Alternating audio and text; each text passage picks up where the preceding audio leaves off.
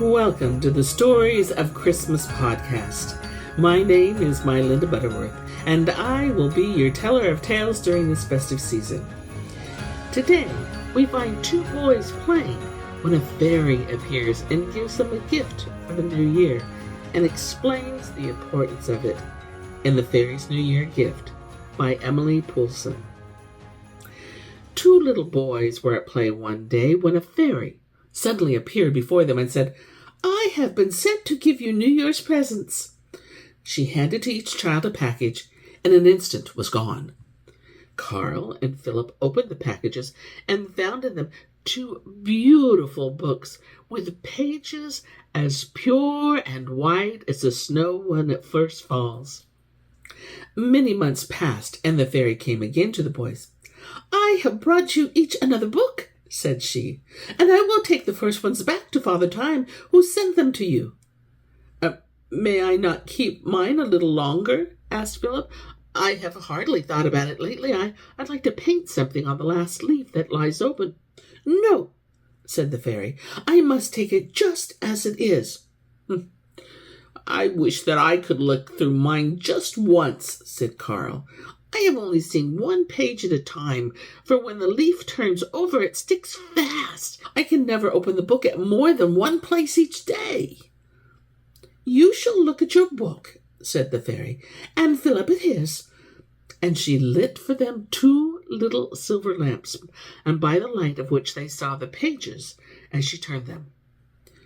The boys looked in wonder. Could it be that these were the same fair books she had given them a year ago? Where were the clean white pages, as pure and beautiful as the snow when it first falls? Here was a page with ugly black spots and scratches upon it, while the very next page showed a lovely little picture. Some pages were decorated with gold and silver and gorgeous colors, others with beautiful flowers, and still others with a rainbow of softest, most delicate brightness. Yet even on the most beautiful of pages, there were ugly blots and scratches. Carl and Phillip looked at the fairy at last. "Who did this?" they asked. "Every page was white and fair as we opened it, yet now there is not a single blank place in the whole book." "Shall I explain some of the pictures to you?" said the fairy, smiling at the two little boys. "See, Phillip, the spray of roses blossom on this page when you let the baby have your playthings, and this pretty bird, that looks as if you were singing with all its might, would never have been on this page if you had not tried to be kind and pleasant the other day instead of quarreling."